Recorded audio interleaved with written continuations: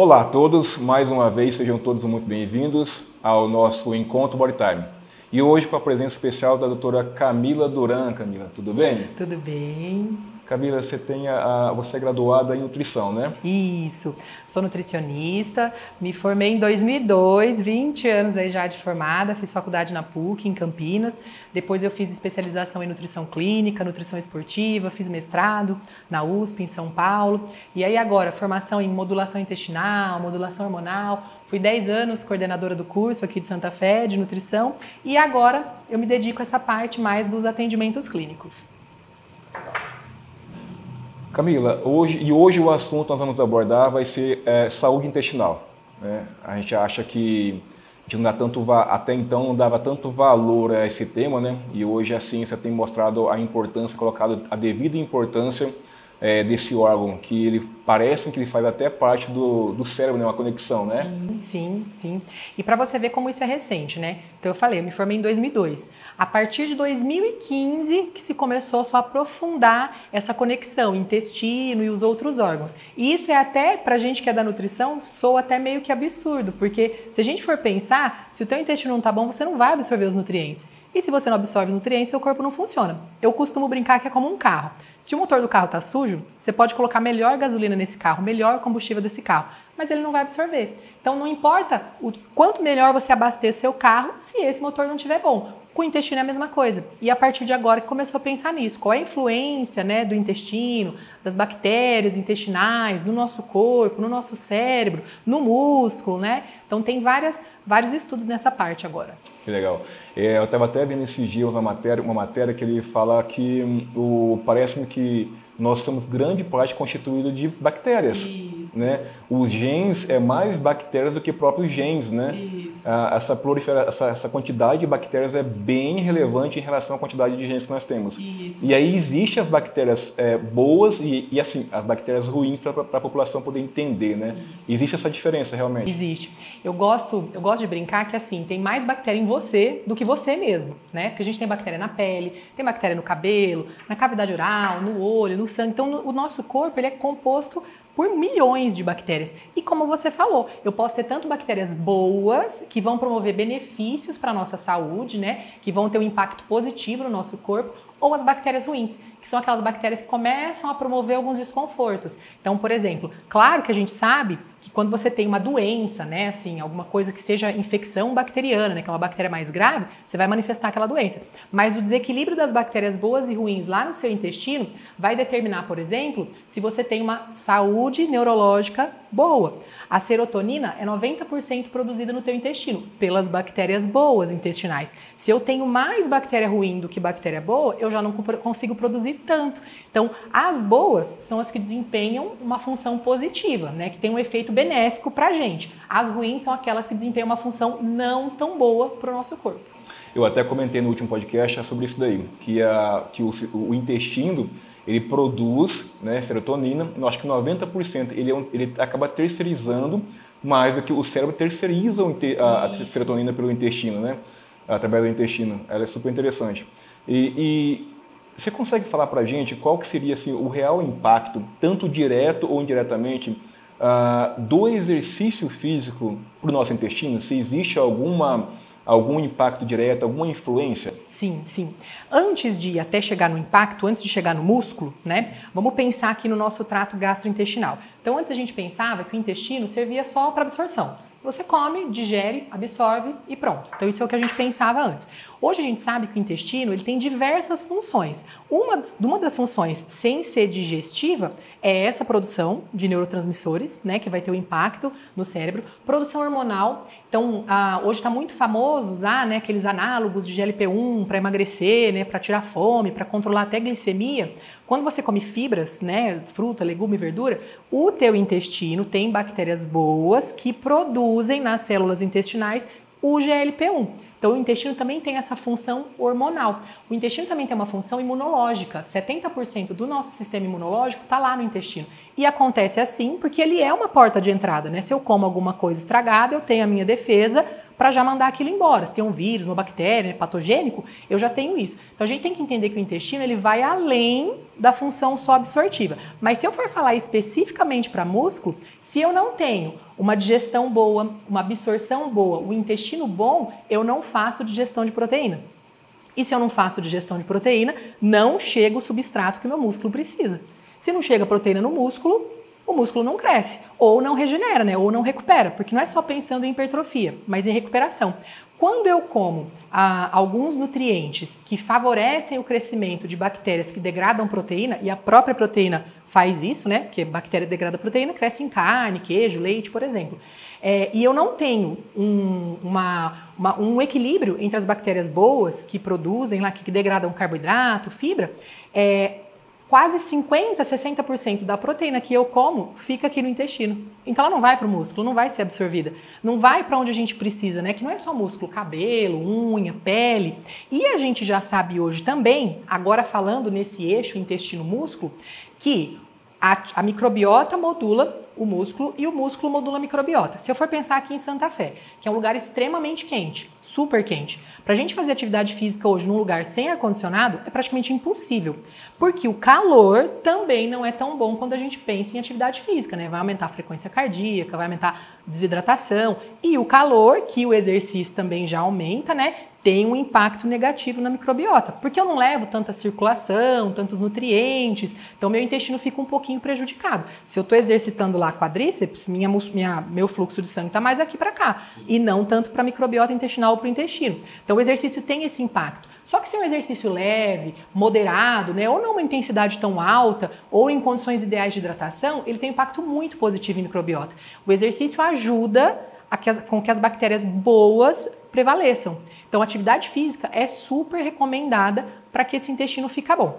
E se o intestino ficar bom, com bactérias boas, eu pego esses carboidratos que são acessíveis lá para as bactérias e transformo, por exemplo, em um tipo de gordura que é o butirato. E o butirato promove recuperação muscular e síntese proteica. Então, uma coisa está ligada com a outra. Eu preciso ter um intestino bom para absorver proteína. E eu preciso ter também esses fruta, legume, verdura, essas fibras, para que esse intestino aproveite essa proteína e ela chegue no músculo e desempenhe sua função. Então isso eu gosto sempre de frisar. E eu gosto sempre de falar porque às vezes as pessoas começam lá na academia e falam assim, quero ganhar massa magra, vou tomar whey. Tem que tomar whey, ou eu vou comer carne, ou eu vou fazer uma dieta super proteica. Só que se sua absorção intestinal não estiver boa, você vai comer whey, vai usar e não vai funcionar. Não vai ser absorvido. Um dos sintomas de que se está sendo absorvido ou não é o próprio funcionamento intestinal. Tem muita produção de gases, solta muito pum, esse pum é muito fedidinho, né? Porque se for fedido, significa que as proteínas estão sendo degradadas no intestino. E aí que você não está absorvendo ou promovendo muita coisa. Ocorre quase com a putrefação, né? Isso. A putrefação. É importante salientar o que você tem falado, porque partindo desse princípio, eu vejo de uma ótica assim, ó. Hoje, os aspirantes atletas de fisiculturismo, por exemplo, eles estão muito preocupados, eles vão lá, fazem um protocolo de treino muito intenso, né, que para ocorrer a hipertrofia tem que haver um treinamento mais intenso. Eles estão muito focados também nos hormônios, né, mas por mais que vocês tenham um treinamento específico intenso para que ocorra a hipertrofia ou sinalize a hipertrofia e você esteja num ambiente altamente anabólico porque está fazendo uso de uma substância, uma modulação hormonal, só que eles se preocupam muito com os macronutrientes, carboidrato, proteína e gordura. Então eles esquecem de ver os micronutrientes, né? E é o que você falou, se essas bactérias boas, se você não conseguir nutrir elas não conseguem fazer a absorção desses nutrientes e os hormônios não conseguem fazer também as conversões de proteínas em tecido muscular, né? E Quais são os alimentos que eu posso fazer para poder alimentar mais essas bactérias boas? Isso. Eu gosto de dar um exemplo que não muito fácil. Essa desbiose. Isso, esse desequilíbrio, né? A desbiose, o que é a desbiose? É quando tem um desequilíbrio. Eu tenho mais crescimento de bactéria ruim do que de bactéria boa. E quando eu tenho mais crescimento de bactéria ruim do que de bactéria boa, elas produzem algumas substâncias que não são tão boas, que passam para a tua corrente sanguínea e vão ter impacto no seu corpo inteiro. Então tem gente que tem rinite, sinusite, dor de cabeça, tem gente que tem acne, rosácea, psoríase, né? Bolinha no braço, dor muscular, dor em articulação. Então quando tem alguns desses sinais e sintomas, isso indica que a gente tem uma desbiose, tem mais crescimento de bactéria ruim do que boa. O que eu gosto sempre de explicar que fica fácil para entender? Então se eu deixar uma maçã aqui, ou um pedaço de carne, a maçã daqui a pouco fica escurinha, né? Mas não cheira tão mal, porque o tipo de bactéria que cresce aqui, que se alimenta de maçã, é diferente do tipo de bactéria que se alimenta de bife, de carne, por exemplo. Se eu deixar o pedaço de carne aqui, já ele estraga, fica mal cheiroso, fica estranho, porque a que cresce aqui é diferente da que cresce aqui. E isso acontece também no nosso intestino. Então, se eu tô dando só proteína, igual você falou, né? O pessoal que usa hormônio, eu já peguei paciente às vezes usando assim, 7 gramas de proteína por quilo de peso. É muita coisa. É muita coisa. Se a gente pensar que 1,2, 2,5 para quem quer fazer hipertrofia, 7 é muita coisa. Nem tá conseguindo aproveitar essa proteína. Não tá assimilando. Não tá. E eu tô dando um montão de substrato, de alimento para bactéria ruim crescer. Bactéria boa gosta de fruta, legume e verdura. Isso é o que faz bactéria boa crescer. Porque elas gostam do carboidrato que tem nesses alimentos, que são as fibras, né? E utilizam essas fibras para produzir essas substâncias que fazem bem, e inclusive que estimulam o anabolismo, né? Que estimulam síntese proteica. Então, se eu brinco com os meus pacientes assim, quer ganhar massa magra? Come fruta, legume e verdura. Aí falou, mas não é proteína? Eu falo, sim, mas tem que comer fruta, legume e verdura, para modular essa microbiota, para conseguir absorver essa proteína. Porque senão eu faço uma analogia, senão vai ficar como se fosse uma casa com seus encanamentos todo feito, mas furado. Isso. Então a água não chega até onde o destino final dela, porque está cheio de buraquinhos e ela não vai ser absorvida. Isso. Né? E essa analogia é ótima, porque se a gente pensar que esse intestino gotejante, que é o leaky gut, que é exatamente isso que acontece, começa a passar para dentro da sua casa coisas que não eram para passar, né? Então o encanamento está ali aberto, ó, tá vazando esgoto. Ó, tá vazando água não tão limpa, não tão, né, uma água mais suja, que vai ter um impacto assim no teu músculo, por exemplo, e dificultar ganho de massa magra. E se você partindo assim, você já imaginou se esse indivíduo que vai para a academia, que está com essa desbiose, as bactérias ruins, elas estão mais nutridas, vamos pensar assim, do que as bactérias boas, e por mais que ele faça uma ingesta hiperproteica, vamos pensar assim, e com o treino, porque o treino ele depreda a proteína durante o treino. O treino de alta intensidade ele depreda a proteína. Então, ao invés de ter benefícios com o exercício, ele acaba tendo até uma sarcopenia. Sim. Ou a perda de massa muscular de modo geral, em decorrência disso daí. Ele pode pensar assim, poxa vida, mas eu estou ingerindo tanta proteína e não estou tendo resultado? Exatamente por isso. Porque às vezes negligencia ou não dá a devida atenção especial para esse detalhe. Isso, não estou aproveitando, eu estou comendo um monte, mas comer um montão de proteína não significa que você vai ganhar massa magra. Eu preciso de um treino adequado para essa alimentação, de um repouso adequado para isso também, né? E a alta ingestão proteica, então é o que a gente está dizendo, ela vai alimentar as bactérias ruins. Se eu não tenho equilíbrio com uma alta ingestão de fruta, legume, verdura, né, carboidratos bons, vai ter esse desequilíbrio. E se tiver esse desequilíbrio, essa proteína sobra lá no teu trato gastrointestinal, ela não vai para o músculo, ela não vai para onde ela tem que ir. E se ela fica lá, por exemplo, tem alguns aminoácidos, colina, acontece isso, taurina, acontece isso, carnitina, acontece isso, que eles vão ser degradados por essa bactéria e produzir uma substância que no teu fígado aumenta colesterol. Então a pessoa come muita proteína para ganhar massa magra e começa a ter uma produção maior de colesterol, de triglicérides, né, se esse intestino não estiver bom. Então tem aí também um outro impacto ruim na saúde. Faz todo sentido. Então o intestino, essa microbiota, ela é grande parte do nosso sistema imunológico. Sim, sim. Né? E qual que é a diferença dos alimentos probióticos e pré-bióticos? Isso, ótimo. Então é assim, eu costumo fazer uma analogia bem facinho para entender. O pré-biótico é o alimento do probiótico. Então o pré-biótico é a comida, o probiótico é o bichinho. Então, as fibras são pré-bióticas, né? Então, quando eu tenho fibra, eu tenho alimento para os probióticos, que são as bactérias boas. Então, a gente chama de bactérias boas os probióticos, né? Então, eu tenho lá vários tipos de probióticos que podem ser até específicos para ganho de massa magra, para perda de gordura, para pele, né? Tem várias cepas de bactérias probióticas que desempenham essas funções boas no nosso corpo. Se eu estou alimentando as bactérias não tão boas, né? Se eu não estou dando pré-biótico, se eu não estou dando a fibra que ela precisa, então fruta, legume, verdura, que tem esses carboidratos, né, acessíveis para esses probióticos, eu vou ter uma desbiose. Então, de uma maneira bem simples, bem fácil para todo mundo entender. O pré-biótico é a comida, é a fibra, o probiótico é a bactéria, é o bichinho, a bactéria positiva, a bactéria boa. Além de exames laboratoriais, eu consigo fazer algum diagnóstico ou de forma assim bem simples? Eu vejo algumas pesquisas, alguns vídeos que hoje você consegue analisar até a fezes, né, através da fezes, né? Ou existe outros indicadores que você pode falar, pode nos apresentar? Sim. Então, por exemplo, o mais simples, né, pensando em exame laboratorial, tem um teste que chama calprotectina fecal, que ele vai medir quantas bactérias, né, tem ali, quais são os tipos de bactérias.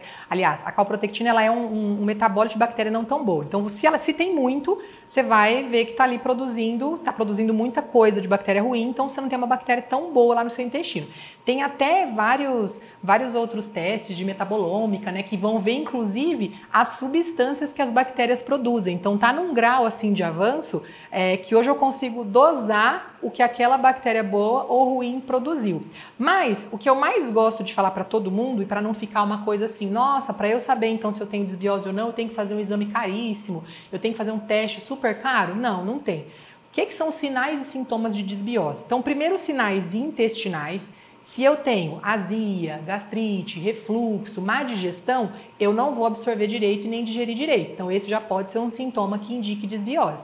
Se eu tenho lá no meu intestino estufamento, excesso de gases, dores, cólicas, né? Quando tem excesso de gases, estufamento, é porque as bactérias putrefativas estão degradando proteína e liberando enxofre, por exemplo, e aí você vai ter esse pum fedido. Eu falo, gente, primeiro sintoma de que o intestino não tá bom.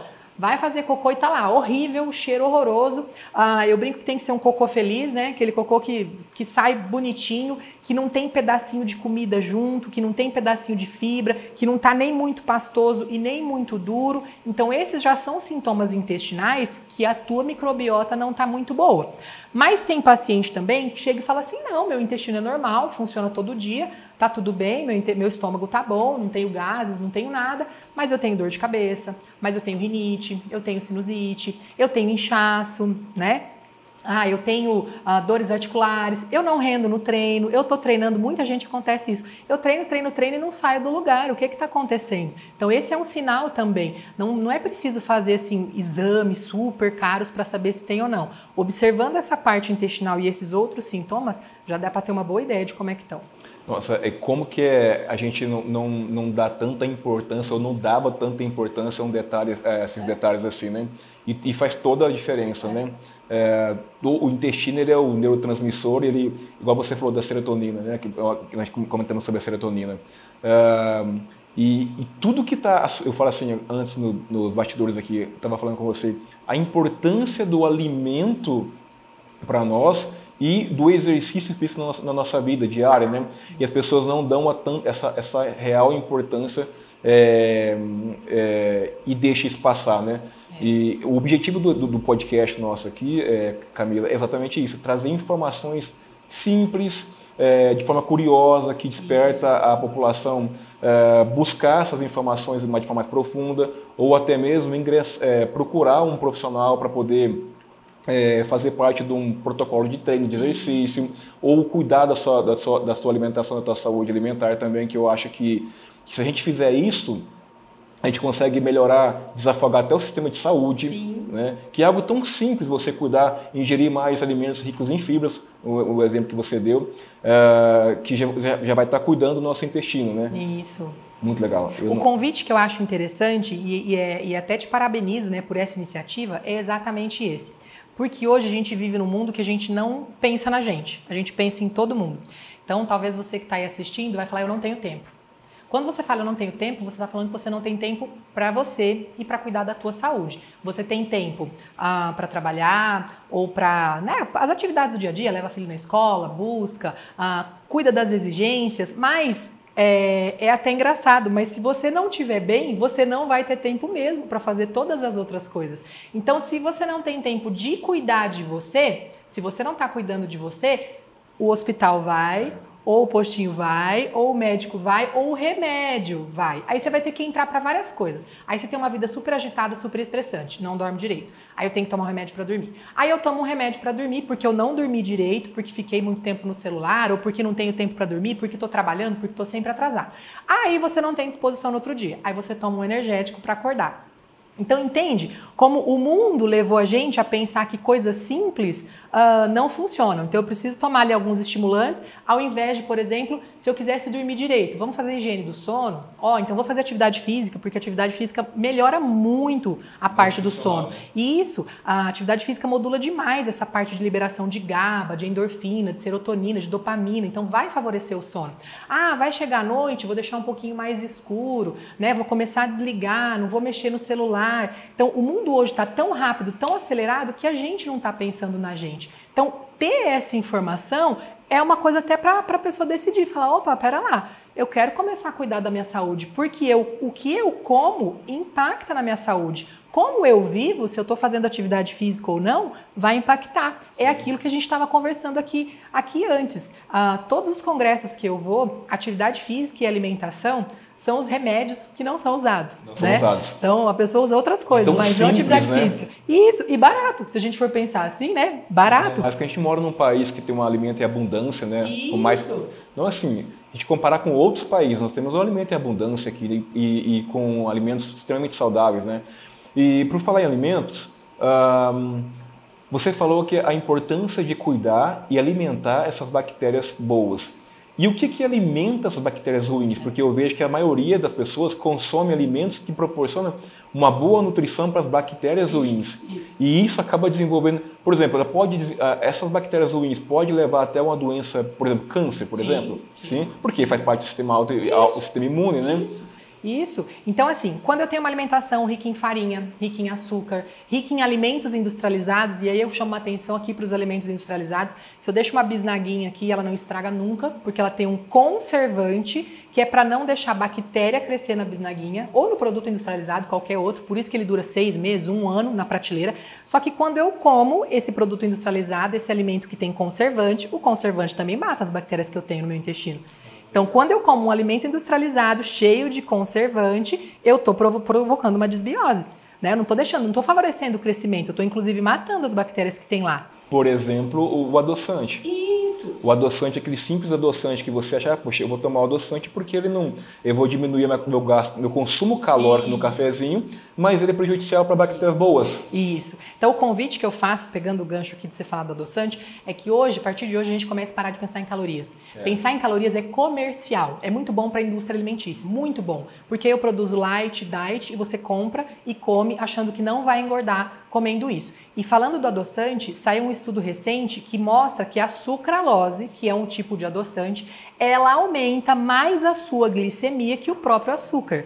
E por que isso acontece? Porque a sucralose é utilizada pelas bactérias intestinais e isso faz com que aconteça um aumento na glicose. Então você está tomando adoçante 0 calorias, mas está tendo um aumento do açúcar no seu sangue, piorando inclusive diabetes. Então o adoçante, os adoçantes naturais, né? Então assim, stevia, xilitol, beleza, mas não pensando que assim, é 0, eu posso consumir. A única coisa que é 0 que você pode consumir é água, né? Assim, a única coisa. O resto não. Então o que é alimento de bactéria boa? Fruta, legume e verdura. E por que eu preciso comer colorido? Porque cada cor tem um nutriente específico que vai nutrir um tipo de bactéria. Então, quando eu como lá alguma coisa verde, alguma coisa laranja, alguma coisa roxa, vermelha, amarela, eu estou dando um montão de composto bioativo que tem nisso, verde, clorofila, vermelho, licopeno, né, vitamina A nos laranjas. Então, esses nutrientes vão favorecer as bactérias boas. E o que favorece bactéria ruim? O que compra lá no mercado, alimentos industrializados.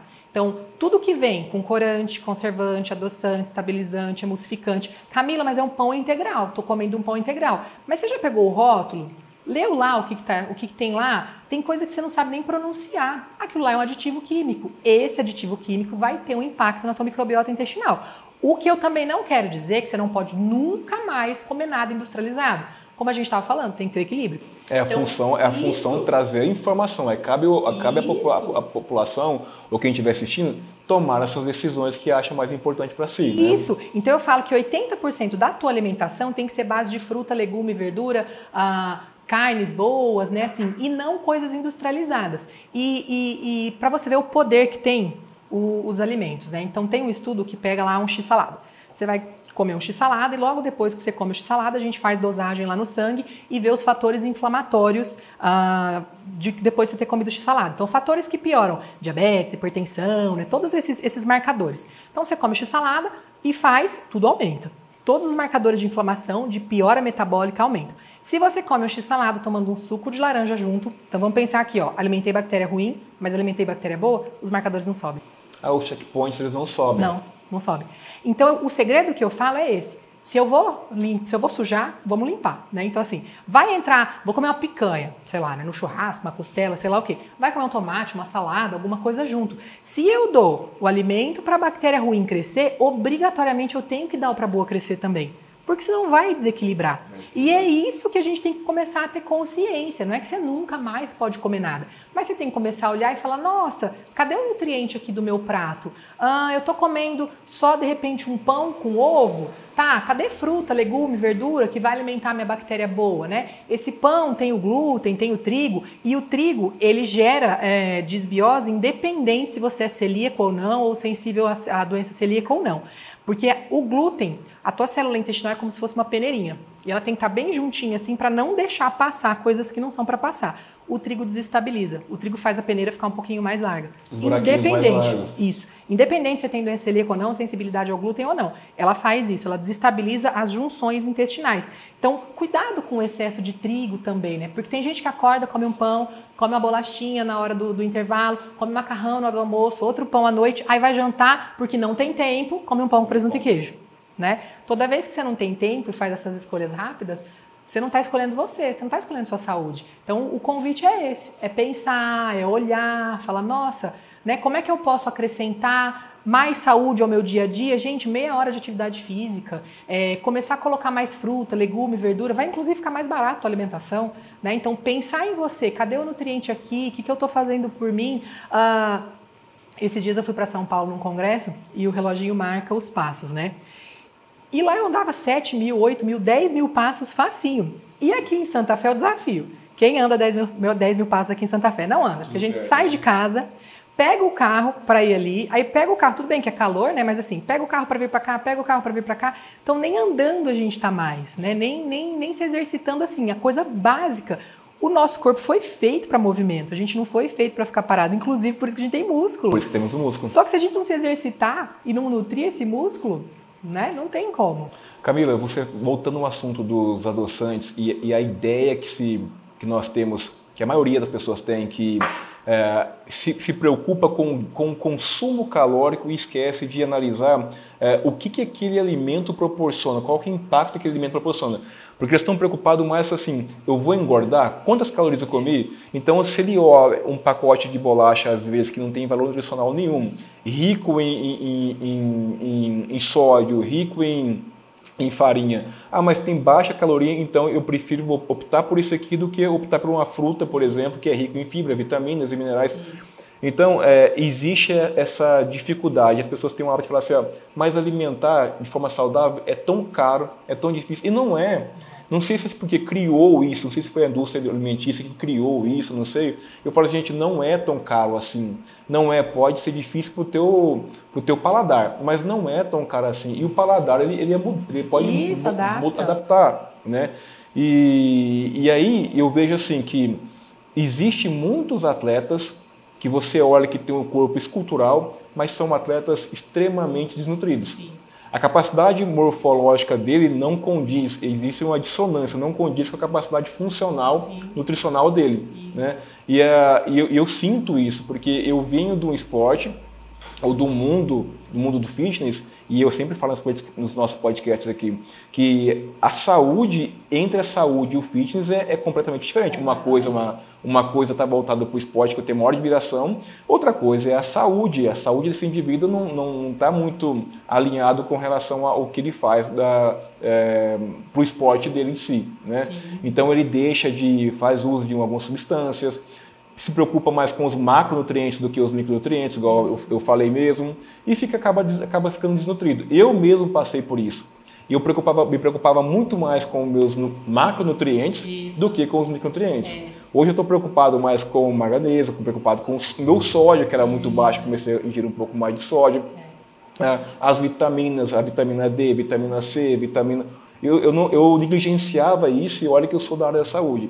Imagina pessoas que não estão preocupadas, que não têm esse conhecimento. Isso. Né? E assim, foi ótimo você tocar nesse assunto, porque a gente avançou num nível de pesquisa hoje que é assim, é possível você conhecer o efeito metabólico do alimento no seu corpo. O que é efeito metabólico? Você vai comer aquele alimento, o que ele provoca no seu corpo. E aí eu gosto sempre de colocar uma polêmica aqui, né, que hoje todo mundo vai entender do que eu estou falando, mas é o tal do doce de leite no pré-treino, ou dentro do treino, ou depois do treino. Come doce de leite, porque você pode comer o doce de leite sim, ou jujuba, né, gominha, essas coisinhas cheias de corantes, porque isso tem bastante açúcar, vai te dar energia, vai te dar disposição.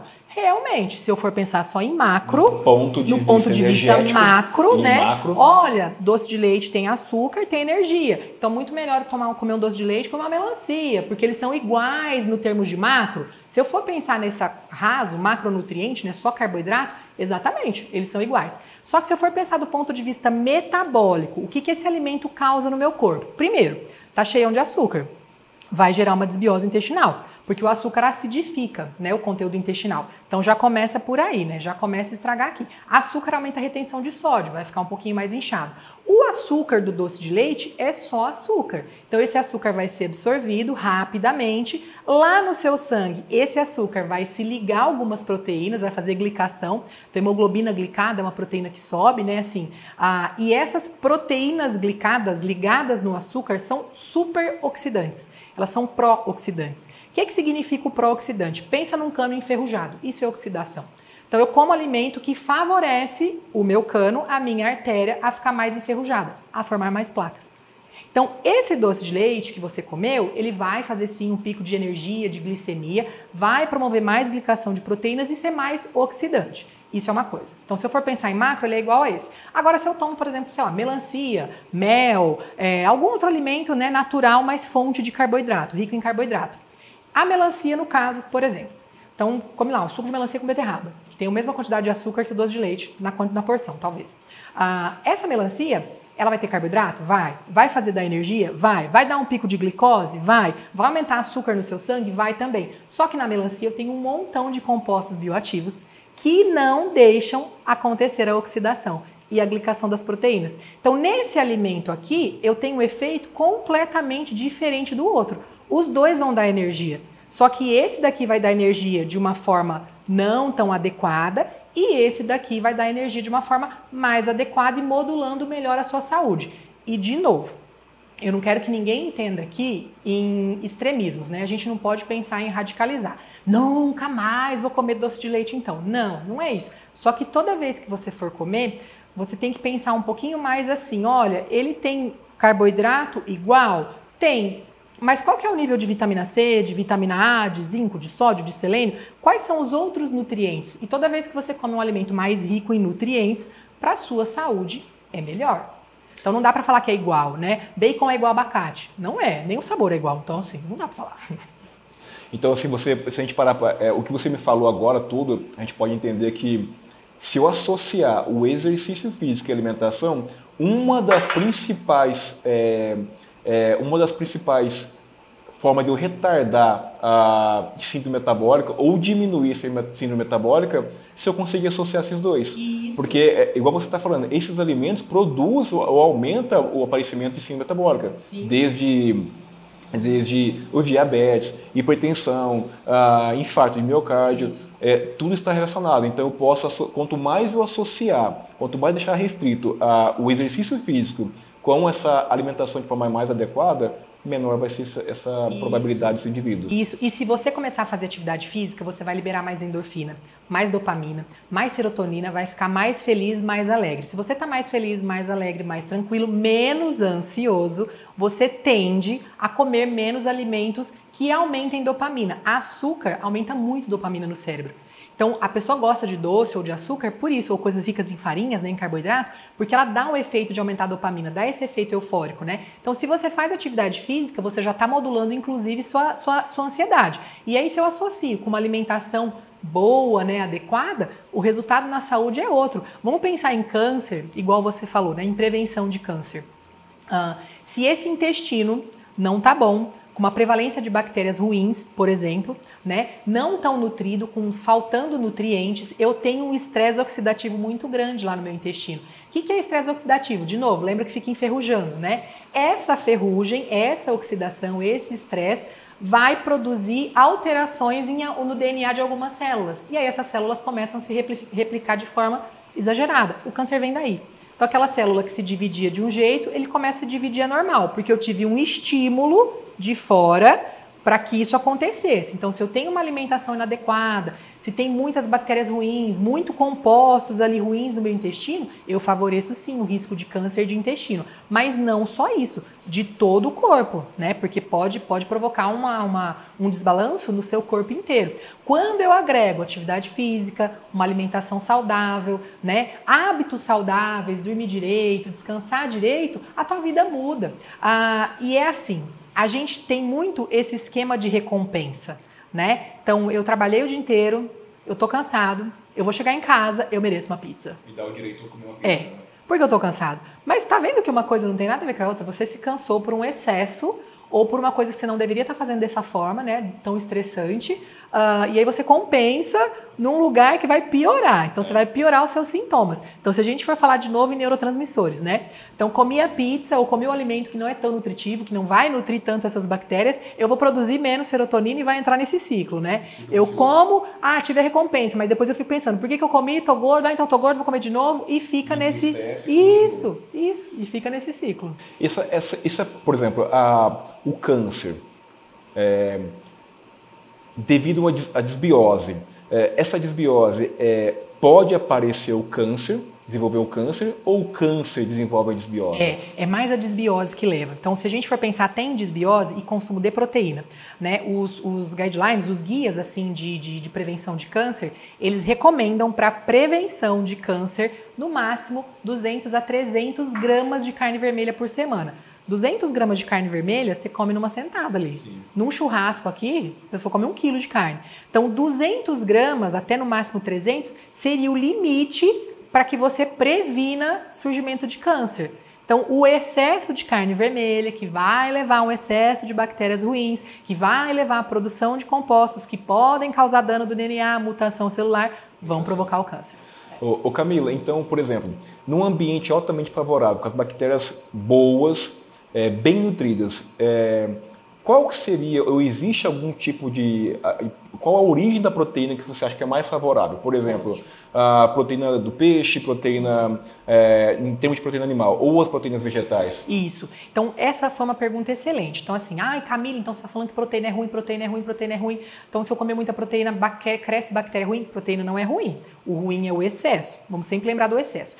E o excesso de um tipo só. Então, se eu só como carne vermelha, carne vermelha, carne vermelha, ovo, tem gente que passa o dia inteiro comendo ovo, ou queijo, iogurte. Então, o que é o ideal? É eu balancear. Olha, eu comi uma proteína, frango, peixe, carne na hora do almoço, comi um feijãozinho, comi um queijo, um iogurte, né? Tomei um leite, comi feijão, comi lentilha, comi grão de bico, castanhas, sementes. Então, tentar cumprir a tua meta de proteínas diárias não só com uma coisa, mas com várias fontes de proteína, porque as proteínas vegetais, por exemplo, elas favorecem a microbiota intestinal. Né? Porque elas têm fibra também, elas têm outras coisas. Mas então eu não posso comer carne? Não, você pode, mas não vai comer carne o dia inteiro. Eu vou comer então ovo de manhã, carne na hora do almoço, carne à tarde, omelete à tarde, comer só tipo esse tipo de proteína animal. Então intercalar as fontes é importante. Essa diversidade, né? Isso, diversificar as fontes, não comer só a mesma coisa. Igual você falou, ó, comer um frango na hora do almoço, um peixinho à noite, entra ali no intervalo, tomei um iogurte, ou come um ovo, alguma coisa, né? Ou mesmo um whey, ou uma proteína vegana, né? Um suplemento, se a pessoa tiver que usar, mas intercalar as fontes da proteína é importante. Por falar nisso, o whey, você me fala, o que você pode me falar sobre o whey nesse caso? Não para substituir a proteína animal ou proteína vegetal, é uma diversificação também. Porque eu vejo os atletas, ou os aspirantes atletas, fazendo uso de whey de forma assim, como se fosse um alimento em 4 refeições e você usa whey.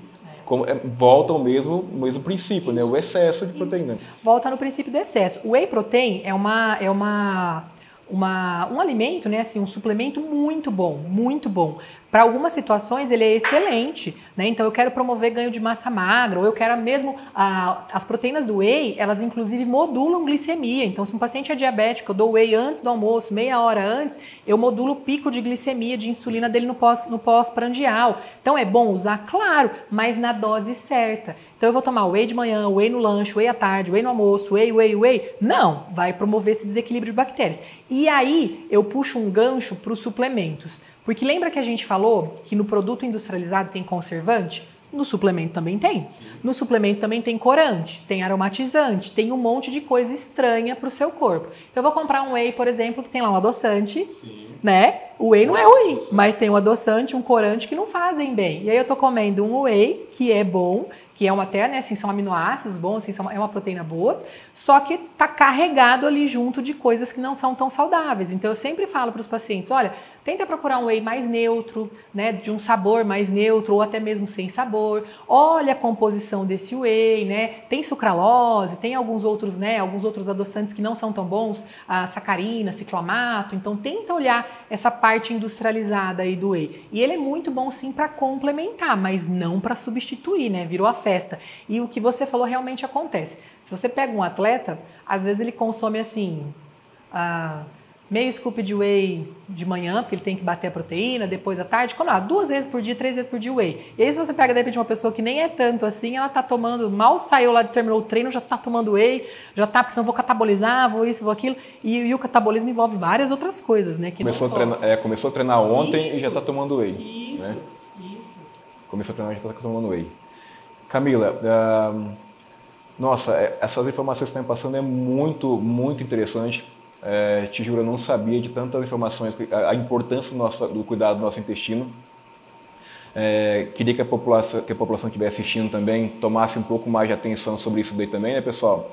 E eu gostaria de estender o convite para que você viesse mais vezes para a gente poder abordar outros assuntos, né? Tudo pertinente à saúde de modo geral, principalmente a parte nutricional. Vamos falar sobre suplemento alimentar também, que eu acho interessante, emagrecimento comportamental, se você puder, eu estendo o convite para você. E queria agradecer você também, mais uma vez, pelo convite, pelo ter aceitado o convite, né? E fiquei muito feliz.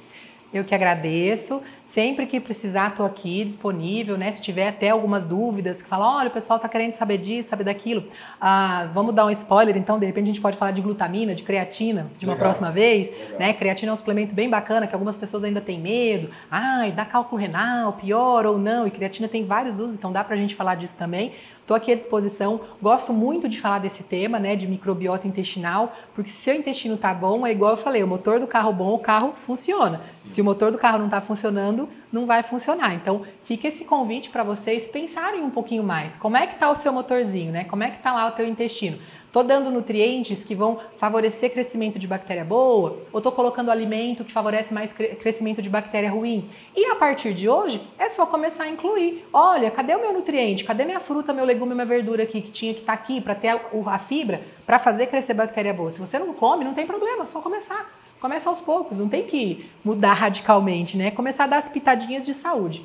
E eu agradeço muito o convite, estou à disposição, sua, da Bodytime. Aproveito para incentivar todo mundo a treinar, porque atividade física é vida. Se você não se movimenta, seu músculo vai ficar parado. Se esse músculo fica parado, você começa a perder função. E a gente não pensa nisso, né? Até para levantar, tem gente hoje que já levanta todo tortinho assim, então talvez comece a se exercitar para ter mais saúde e qualidade de vida. Camila, mais uma vez, muito obrigado, viu? Você está sempre bem-vinda. Obrigada. Pessoal, a gente encerra mais um encontro Bodytime com a doutora Camila e aguardo vocês no próximo encontro. Muito obrigado a todos.